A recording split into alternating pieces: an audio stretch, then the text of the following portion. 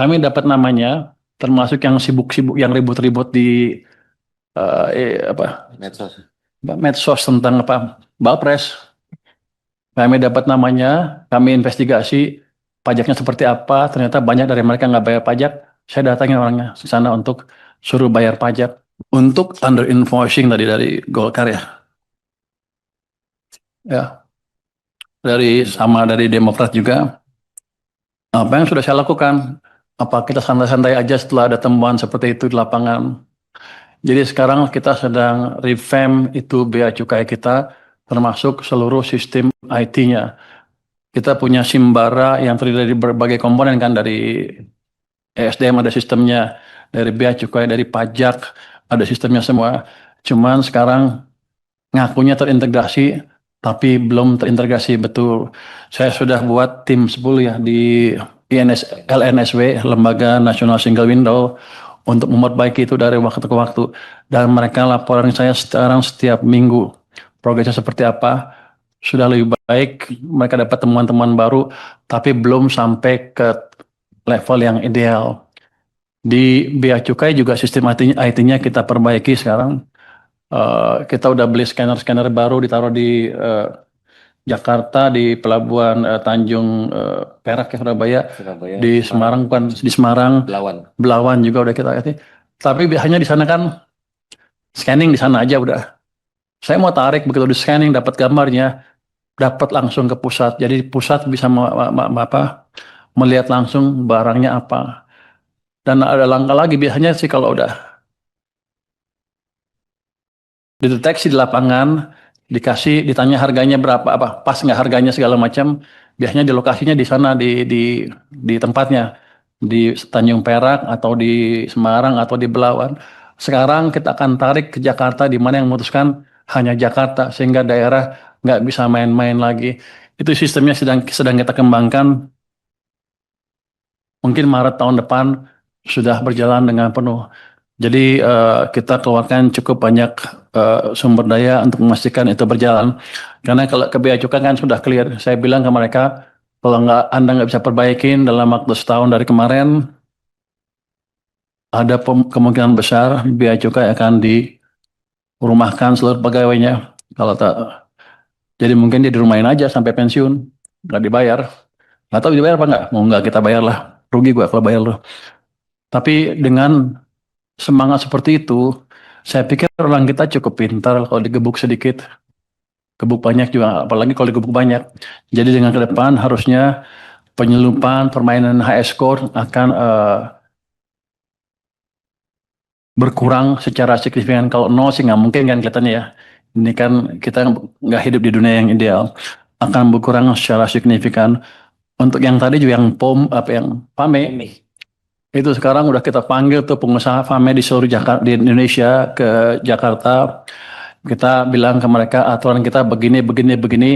Kita nggak akan deviate dari aturan itu. Anda siap-siap aja. Kalau Anda mau berbisnis terus, ikut aturan kami.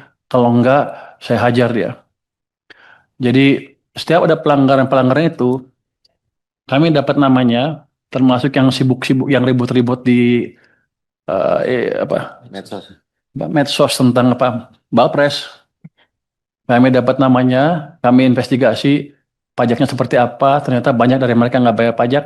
Saya datangin orangnya ke sana untuk suruh bayar pajak. Jadi ini harus fair. Kalau mereka nyerang ya harus bersih. Kalau mereka nyerang-nyerang aja untuk menghindari apa menutupi kejahatannya, saya hajar dari pajak. Itu ternyata boleh saya main di pajak. Emang nggak bayar pajak.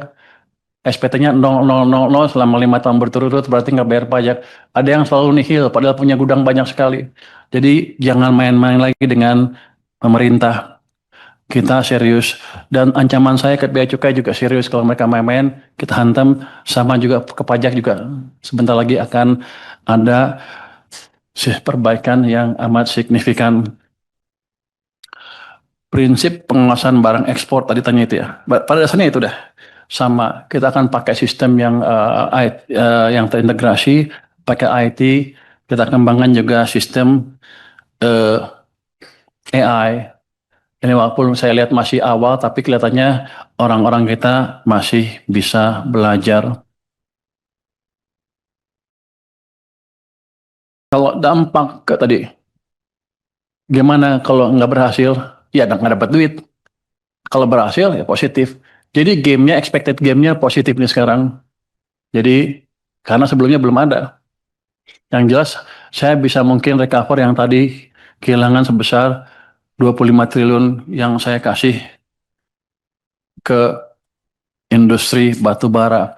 Rupanya industri batu bara cukup canggih sehingga mereka bisa melobi pemerintah pada waktu itu, kalau undang-undang dan DPR, sehingga hal ini bisa lolos. Mungkin waktu itu pemerintah kurang bisa berhitung, ya. Jadi kita dirugikan sebesar itu dan aneh. Jadi ke depan akan seperti itu.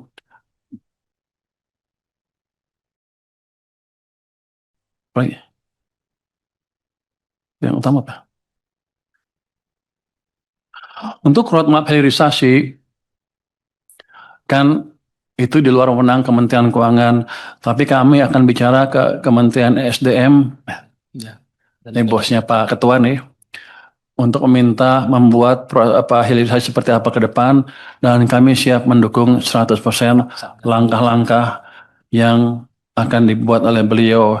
Ada satgas? Ada satgas gitu. Sudah ada satgas hilirisasi, tinggal kita dorong aja. Ada anggota dari kita? Pak Menteri SDM sebagai Saya Pak enggak.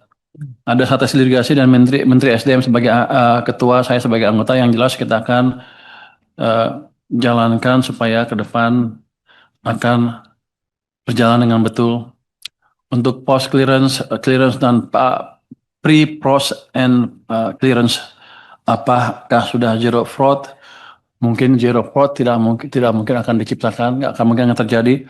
Tapi kita tingkatkan semaksimal mungkin sehingga orang-orang kita tidak bermain-main lagi. Karena saya kasih tahu mereka, kalau mereka main-main risikonya clear sekali. Untuk HS number, biasanya kalau batu bara kan ada berat dan kalorinya. Selama ini kita bea cukai tidak bisa periksa tuh kalau ekspor. Kapalnya udah berangkat, baru kita bisa tahu kalorinya berapa. Saya sudah minta ke Pak Dirjen untuk memastikan kapal nggak bisa berangkat sebelum kita tahu barangnya dinaikkan seperti apa.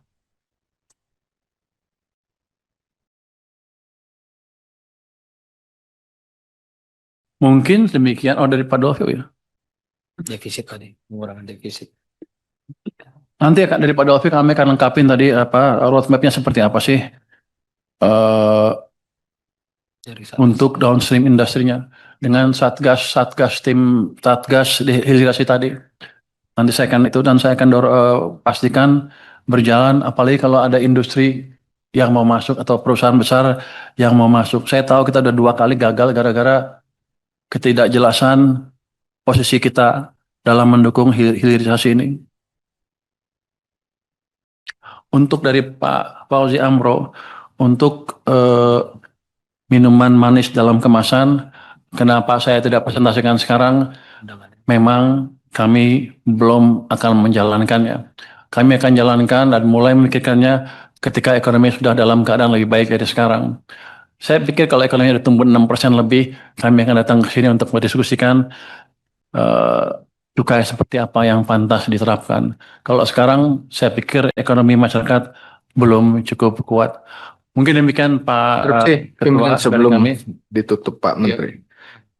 Pak Menteri, yang tadi makanan yang pemanis itu Pak, tadi belum akan dijalankan sampai ada kondisi yang menurut Pak Menteri kondusif.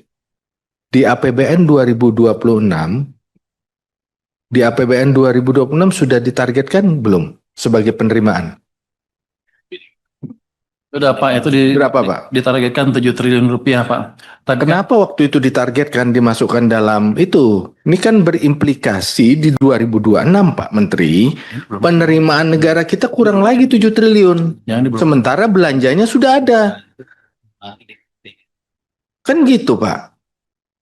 Karena yakin ada 7 triliun, dibelanja jadi ada 7 triliun kan? Ya. Kan jadi ini Pak. Ujung-ujungnya defisitnya yang nambah 7 triliun. Nah ini tolong Pak, perencanaan seperti ini agak disiplin. Kalau memang kita belum, jangan dimasukkan sebagai penerimaan. Karena implikasinya 7 triliun kita ada di belanja. Ketika penerimaan ini nggak tercapai, ditutup lagi oleh defisit 7 triliun. Akhirnya rakyat lagi yang menanggung. Karena ketidakcermatan dari Kementerian Keuangan merencanakan penerimaan. Jadi kalau sejak awal ini memang tidak dijalankan, jangan Pak. Jangan dimasukkan. Ya Pak, ke depan akan seperti itu. Cuman kan ini yang 23 juga, yang 23 juga belum direncanakan. Saya pikir bisa mengurangi itu. Tapi begini, saya yakin kita bisa tumbuh lebih cepat. Saya yakin setelah triwulan ke-1, ke-2 sudah kelihatan posisinya seperti apa. Kita akan jalankan ini. Jadi ya ada ketidakpastian, tapi kan ketidakpastian selalu ada. Yang ini tadi yang bea keluar bisa mengurangi beban tadi to some extent. Jadi saya pikir resiko seperti ini akan selalu ada. Cuman ke depan saya setuju kita akan lebih hati-hati lagi. Karena kan waktu masuk sini kan ini udah ada kan anggaran ini, dan kondisi waktu itu semuanya masih kelihatannya masih bagus kalau Juni ya. Nyusun sebelah Bapak. Ya udah. Terima kasih masukannya Pak Dolfi, akan kita perhatikan terus. Mungkin dia dulu nggak bisa prediksi ekonomi jadi ngaco ini masuk ini anggarannya. Terima kasih masukannya Pak Dolfi.